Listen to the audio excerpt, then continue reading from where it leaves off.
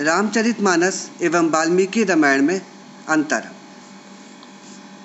श्री राम के वास्तविक चरित्र और जीवन का वर्णन जिन ग्रंथों में किया गया है उनमें से मुख्य हैं वाल्मीकि रामायण और रामचरितमानस। इन दोनों ग्रंथों में समानता हैं तो कुछ अंतर भी हैं। आज हम उन्हीं अंतरों के बारे में चर्चा करेंगे। तुलसी रामायण का नाम रामचरितमानस है और इसकी रचना 16वीं शताब्दी के अंत में गोस्वामी तुलसीदास ने अवधी भाषा में की, जबकि वाल्मीकि रामायण लगभग 3000 साल पहले संस्कृत भाषा में लिखी गई। वाल्मीकि रामायण श्लोकबद्ध है, जबकि रामचरितमानस को चौपाइयों के रूप में लिखा गया है। वाल्मीकि रामायण के राम एक साधारण पुरुष हैं जो हर मानवीय भावना से प्रेरित हैं, जबकि तुलसी के राम दैवीय शक्तियों से युक्त हैं जो स्वयं एक महाशक्ति का रूप हैं। वाल्मीकि जी ने रामायण की रचना एक ऐतिहासिक घटना के आधार पर की है, जबकि तुलसीदास जी ने वाल्मीकि रामायण को आधार बनाकर रामचरितमानस की रचना की है।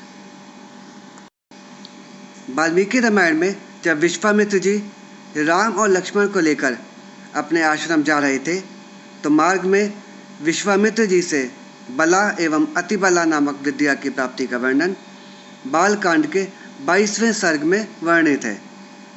तुलसीकृत रामायण में इसका वर्णन नहीं है। श्री राम और सीता जी जनकपुरी में बाग में एक दूसरे को देखते हैं। तब सीता जी गौरी जी से प्रार्थना करती हैं कि श्री राम से ही उनका विवाह हो। यह प्रसंग तुलसीकृत रामचरितमानस में है, किंतु वाल्मीकि रामायण में नहीं।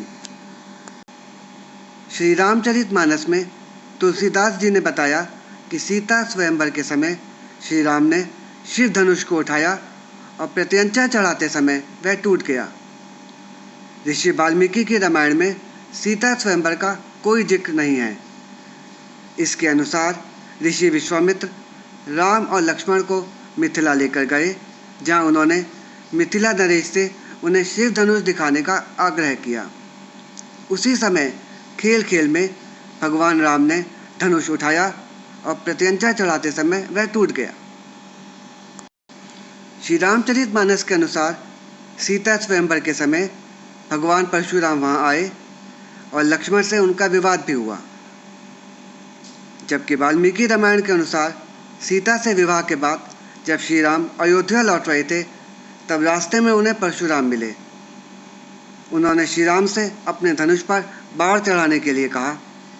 श्री राम ने जब उनके धनुष पर बाण चढ़ा दिया तो बिना किसी से विवाद किए वे वहाँ से चले गए।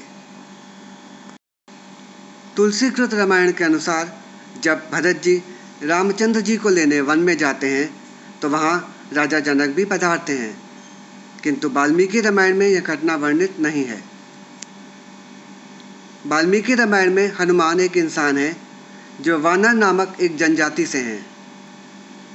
तुलसी रामायण में हनुमान जी को वानर अर्थात बंदर के रूप में दिखाया गया है।